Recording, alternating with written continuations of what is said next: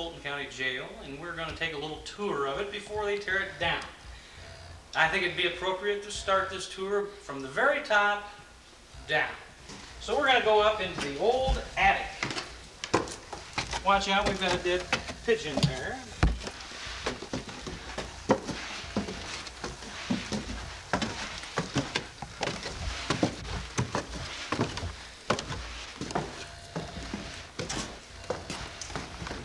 Here we have the attic.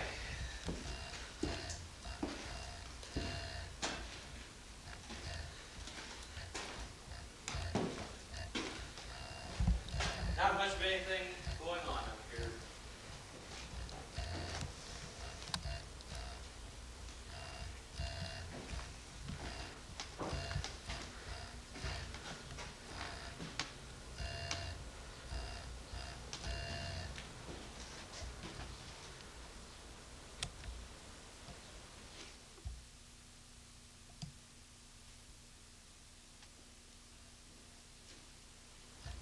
Go in. This is Walter Sagan's old room. This is where Walter lived. This is where he lived when he worked for the county for many years, running the radio. He was an avid ham radio operator. Of course, Walter's deceased. This bracket on the wall probably had something to do with some equipment that Walter had in here at one time.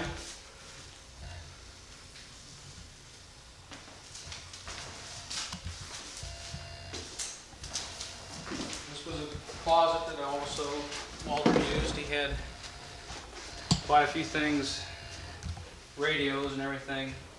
After he passed away, his family came in and took a lot of that stuff out. But he also used this closet, and then of course this bathroom.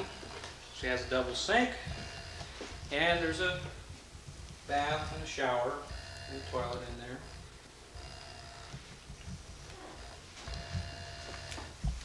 As we go down, this is another bedroom.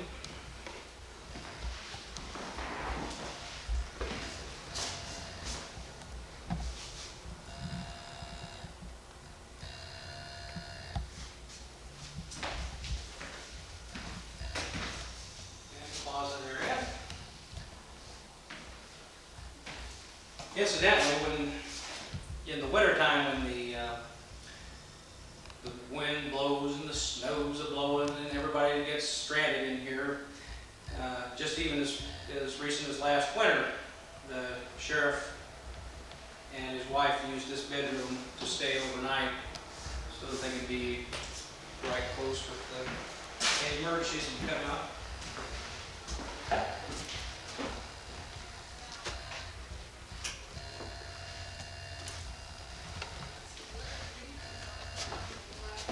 And this room was also another bedroom originally. However, we used this room for evidence storage. By law, all evidence has got to be secured in a place that the general public does not get in and out of. So this room was always kept locked.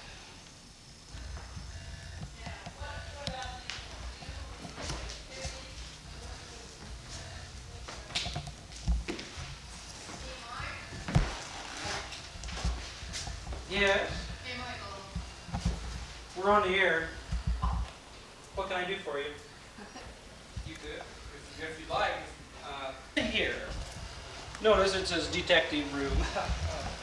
This room, of course, was the master bedroom in the original setup of this jail back in 1893.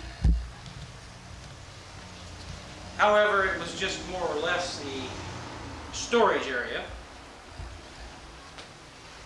I believe the last sheriff to occupy this building in his term was Bob Nugent for a couple of years. He decided to move out, and since then none of the sheriffs have occupied the building. Go down the staircase here to the main floor.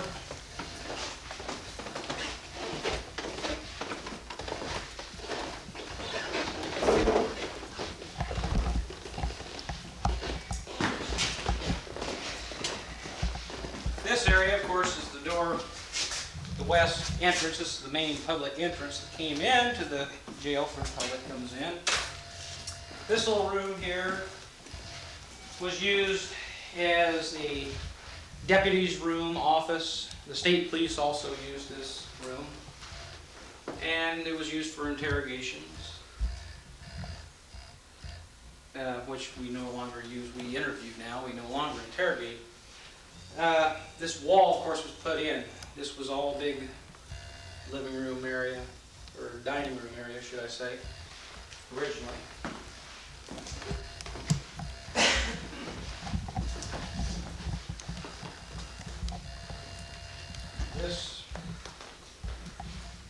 This area, we had a couch in and some other storage. There was a sofa in this room, but it was normally we used it for meetings. The reserves would meet in this room. Staff meetings would be held in this room. There was a table in this area over here, and everybody would sit around. But and of course, originally this would have been the dining room area. And this would be the sheriff's room, which was added on, or it was partitioned off, should I say, to make another office area. And the original design naturally did not have any of these partitions, but the sheriff occupied this room.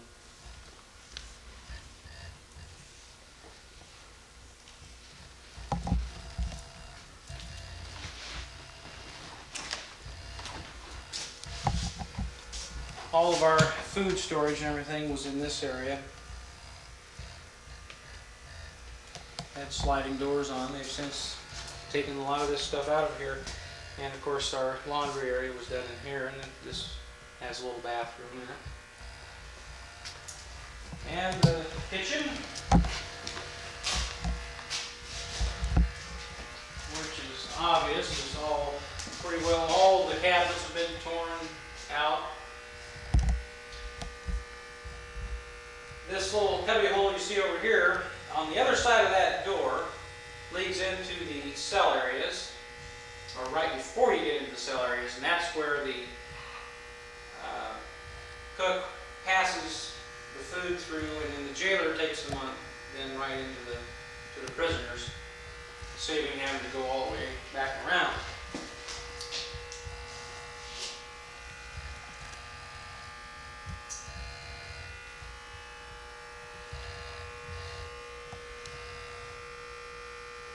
Now this door goes down to the basement. If we want to go a little bit out of sequence, we can go right down to the basement if you'd like.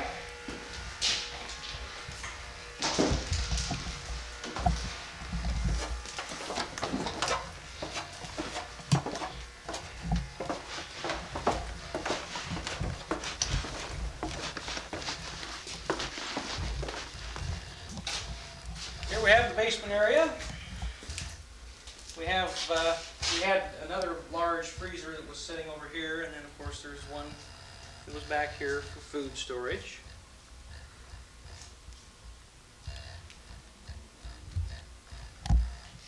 With his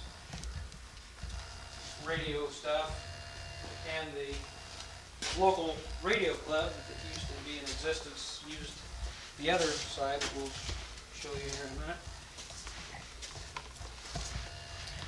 Right here is the heat plant for the whole building. Really never gave us too much problems. About the only thing you ever had to do was reset the stack switch periodically, but that was not very often.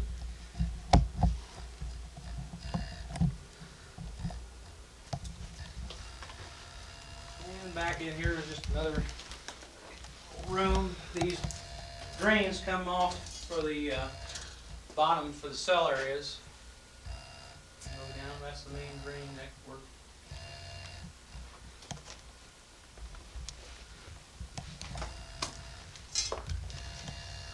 And through there goes underneath the lower cell area.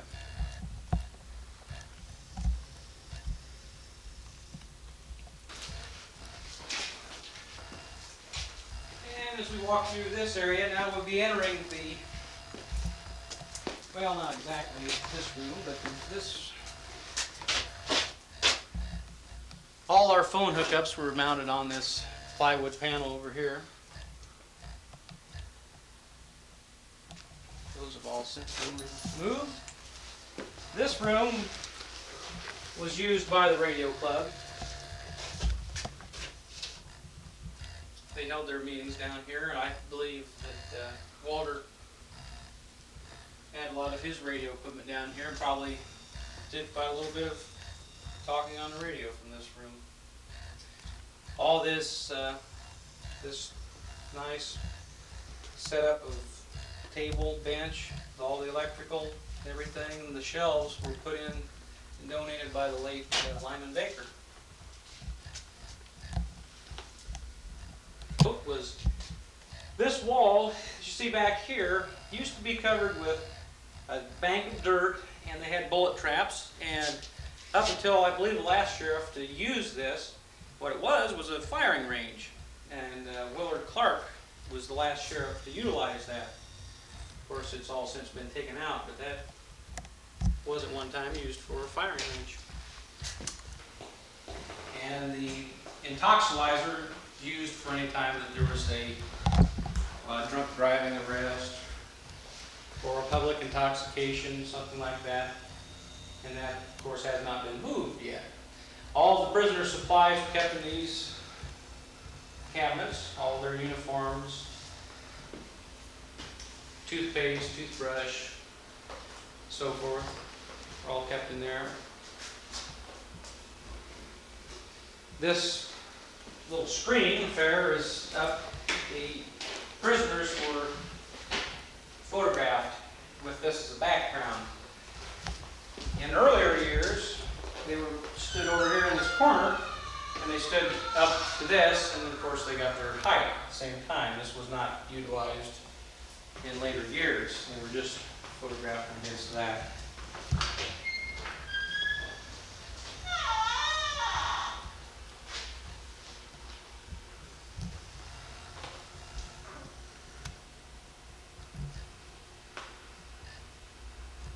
You want to go to the cells?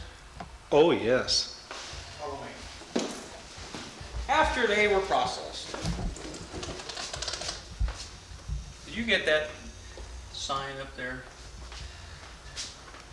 That, of course, visiting was taking place in this area too on visiting days, which was on Sundays in here. Why the public would come in this area, and they would be allowed to come up to this door, and this screen door, then mesh door, was closed and locked, and they would be able to visit their relatives and friends through that door. As we come in through here,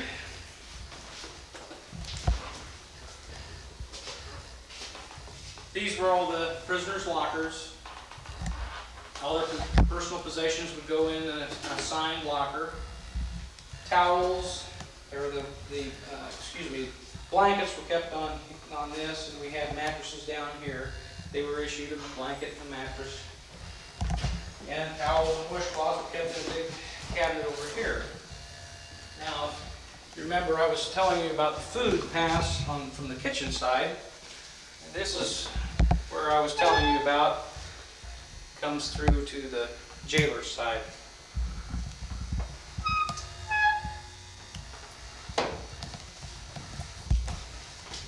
Then we go through here, we bring our prisoners in to the main cell area. This is the lower cell. These doors, notice how that mechanism works. That whole piece slides up and catches that edge of that door. When I work through this handle, that's how that works. That just opens up to the day area. This is the day area in there. Now this place looks like shit.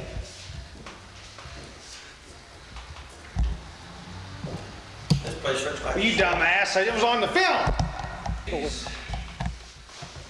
These cells, when they were originally built, were 3 two-man cells on each side.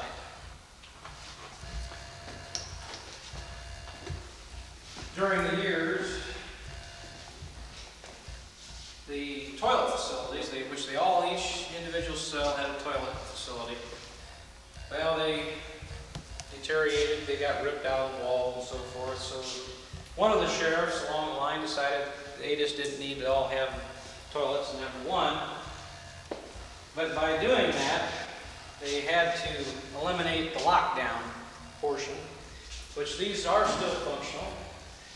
And the lock mechanisms on these doors work basically the same way as the one on the outside. The whole plate comes over and locks these down.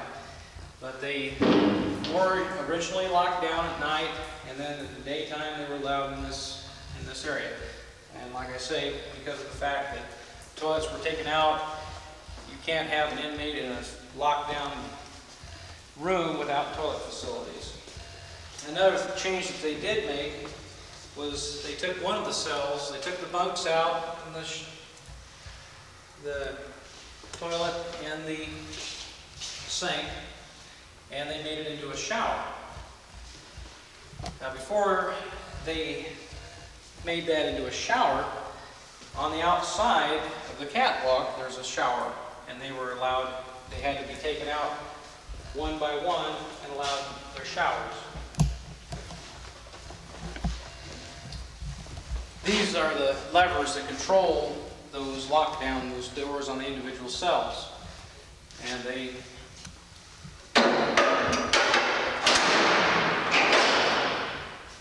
still use similar levers. Even our new jail has levers that are somewhat similar in theory to that.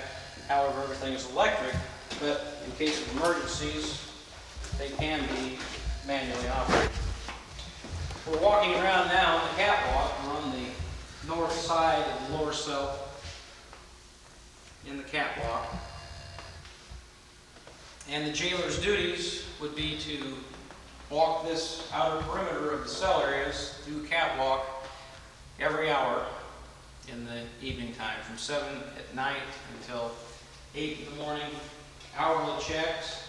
Jailer could look right through and see that everybody's in their room, in their sleep, make sure they're alive.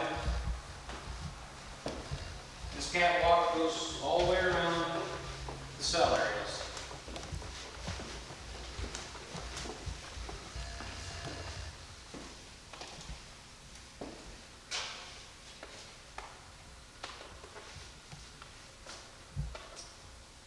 These cells, incidentally, the design and theory of the jailer walking around the catwalk and being able to make his rounds is still in practice, and it's probably the best design of jails.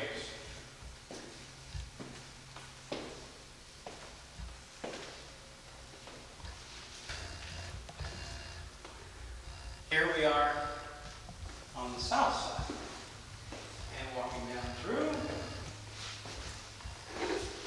And the shower room.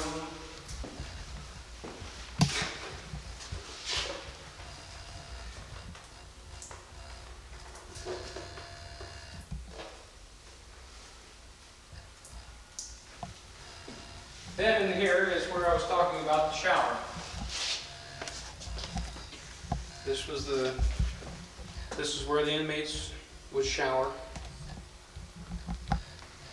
Probably back when they were first built this, once a week would have been about adequate. Now the inmates have access to their shower anytime they want to.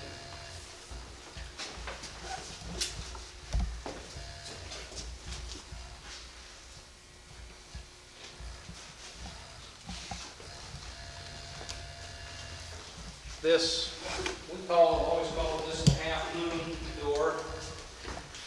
What this is for is when the inmates were allowed out in the catwalk for their cleaning, this door would be pulled shut, and if they were out in the catwalk, this little area was also food pass. So the jailer could get his food from the kitchen and bring it right through, unlock this door, and pass the food in to the inmates.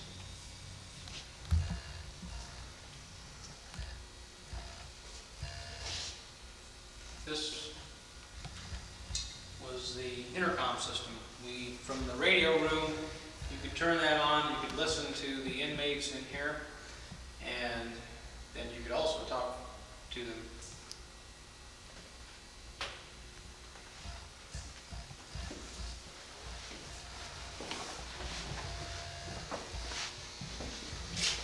You always carried a key and would be able to unlock this, swing this door open, and then pass the food through from that side. These doors too, incidentally, if you notice, these are quite heavy. Then they've been painted over many times, but they had a key that would unlock a mechanism, and this could turn and release these studs that came out and corresponded in the wall, so that this would shut all the way and be secure that way. Really a pretty secure facility. You might notice it looks like somebody's even been prying up in that corner. Probably an attempt to escape at one time or another.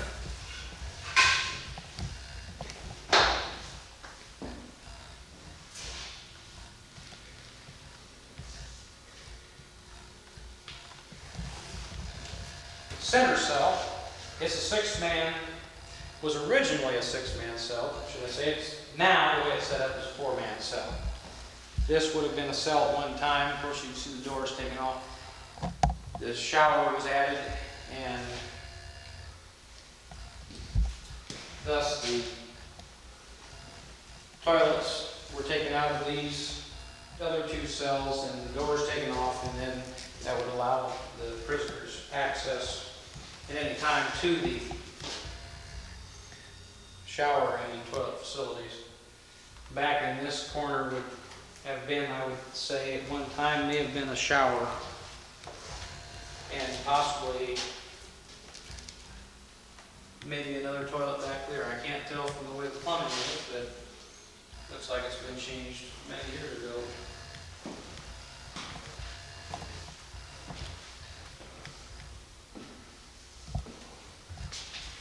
And of course, we're now in the day area. And they've got their bench. One thing I might also mention is sometimes the inmates up here felt like they might possibly be neglected, or they wanted to get your attention. And one real good way to do that is for them to do something like this. You notice that shook the whole jail, and believe you me, you could hear that downstairs. And I've heard that several times. That was one of the bad things about eliminating the lockdown. So there again, in theory, this jail was set up just the way they are today. It's got the same kind of catwalk that goes all the way around.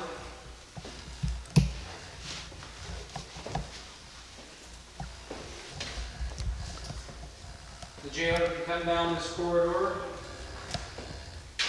we're on the north catwalk to the upper cell now.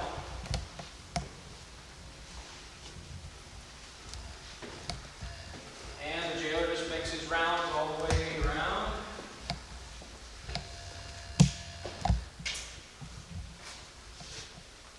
Now, if you can notice, the inmates obviously did not like the light up here shining down on them because they probably had the TV set up here. So their means by which to eliminate the light coming through is just stick magazines up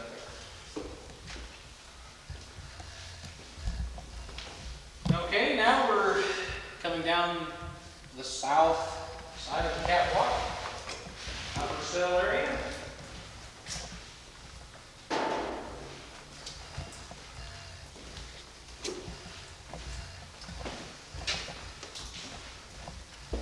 And this would have been the shower area for the upper cell. Of course, you can see it's all been replumbed when they added the shower and eliminated one of the cells for a shower. Why they replumbed everything and eliminated the shower heads. But this drain incidentally drops right down through the That's the ceiling going into the basement shower, so if somebody's taking a shower up here, then they got their shower automatically in two different places there.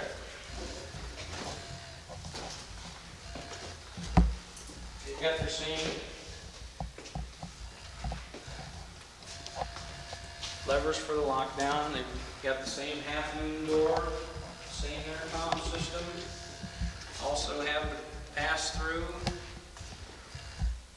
Be closed. Give you an idea what it looks like from the other side. That door is closed when the inmates are out in the catwalk and would have access to the catwalk for cleaning purposes.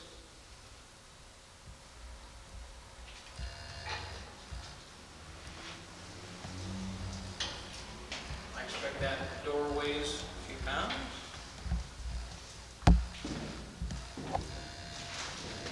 Don't really know what was back in there ever. If you can kind of get a shot of it, it looks like there was some kind of a pass for some reason on the outsides of these, which would almost lead you to believe that at one time or other the jailer might even go down this area. Looks like there may have been a stairway affair that might have come down to allow the jailer to go back up in that area, possibly for passing food through.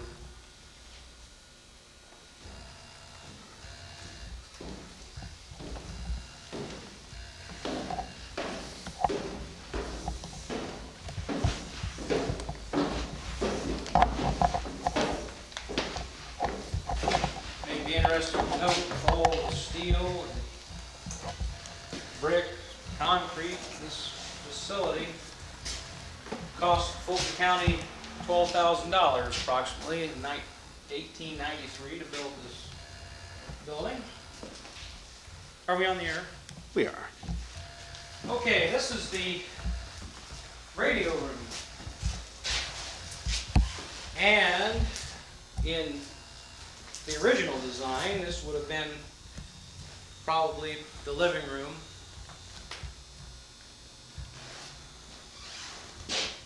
The radio operator sat here. There was a desk in front of this window. And as a matter of fact, that radio with the microphone is up until the time that we moved, was the radio that we used. Now, as I say, this was originally set up to be a living room area. And these shelving and everything, as you can see, the trim around would have been a walkway through into the other part of the living quarters of the jail. As a matter of fact, it hasn't been all that many years ago that I understand that the dispatcher's area was actually on the other side in this, what was the walkway coming into that security door. So that this was still all utilized for living areas during Sheriff Nugent's term, that this was all changed and added the partitions and so forth. This was the inmate count board, where all the names of the inmates and their locations was kept record of. Here's our fire alarm systems. There's detectors in the upper and lower cell areas, and as in the kitchen and so forth. And the inmates sometimes would play around and turn those things on. But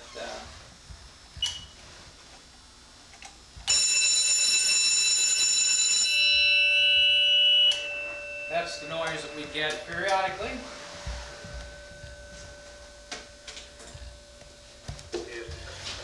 KC 93, 1730.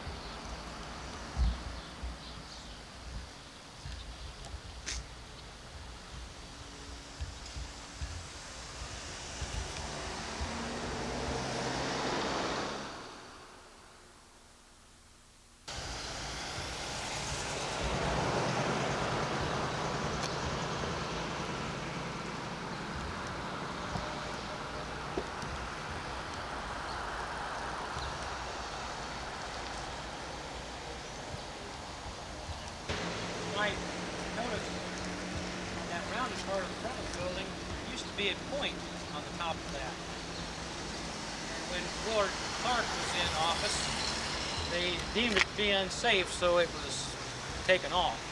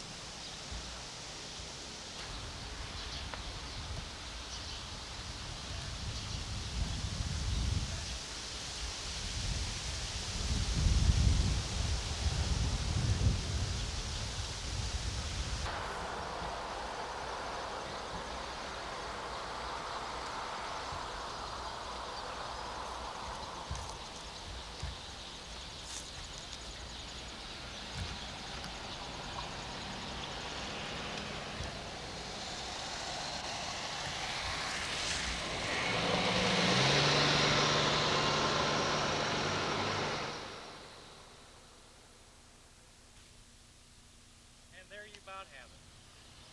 That's the story, as much as I know of, Fulton County Jail. Good old building that served Fulton County for many years. Due for demolition within the next week. It'll be raised and it'll be a parking lot for our new facility, which is right over here.